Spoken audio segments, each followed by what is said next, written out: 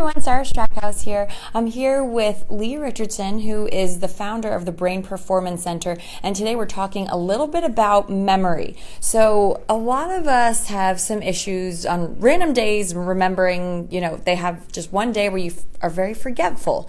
Is that something that's common, or, what are some things that people run into a lot? Well, I can't tell you how many times I've walked into a room and what did I come in here for? Right. It's those little things. Yeah. And I think that we all have good days. Lack of sleep impacts our memory, as do a lot of other things. Sure. But, memory is really more complicated than we think. Okay. Because to remember, first you have to bring the information in. You have to encode it. Right. And then you have to store it. You have to record it. And then you have to be able to retrieve it. Okay. So, that takes this whole brain going on. So when you think about encoding it, sometimes we have a hard time doing that. So when you know you need to do something, repeat it out loud. Say it 3 or 4 times. That's helpful. Repetition, it really increases your likelihood of getting that information encoded into the brain. Making it stuck there. I heard the little trick that says something to the effect of, when you first meet someone, say their name a couple times in a row or something like that. Is that along the lines of repetition? It is. And another trick that you can do is make associations. If my name is Sandy and you love to go to the beach, Sandy, oh yeah, the beach. Okay. Make those associations that will be favorable, that will help you, that will give you a little bit of recall. Okay. Storing the information is a challenge in itself, because first we have to bring it in, and we got this part of the brain, the amygdala, and that's tagging it. Oh, that's important. We need to store that. And so we'll do that. We'll stick that in the hippocampus. So really, you're talking about your whole brain when you're talking about memory.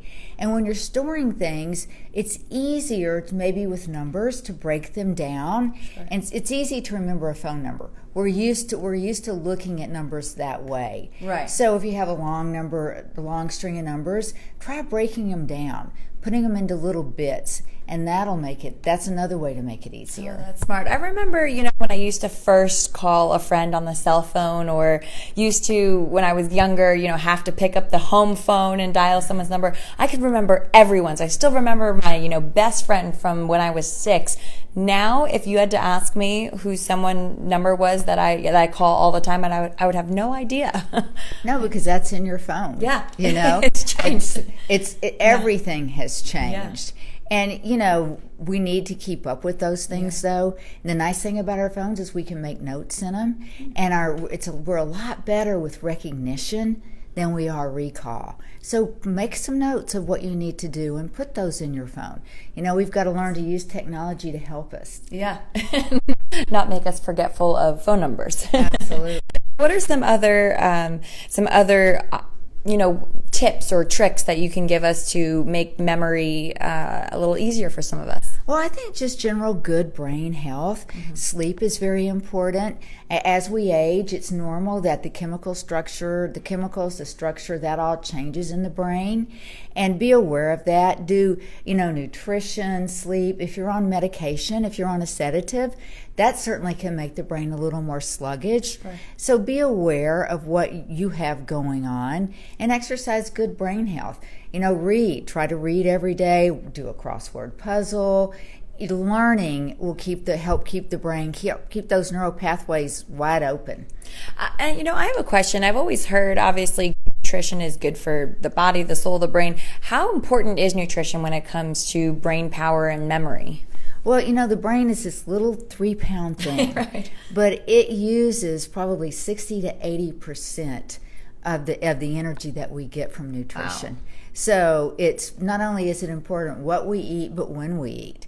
A lot of times people will come into my clinic and they'll be doing some neurofeedback, and they'll say, "Wow, I didn't do very well today." I'm like, "Did you eat lunch?" No. Did you eat breakfast?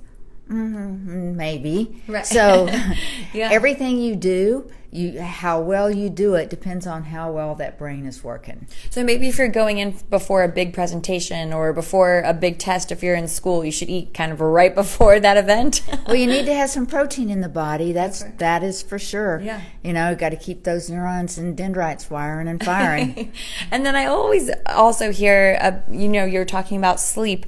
How is sleep when it, comes to memory? How much sleep do we really need? Because I know that I remember, reading those books growing up saying you need 8 hours, you need 5 hours. What is your kind of rule of thumb, or do you have a rule of thumb?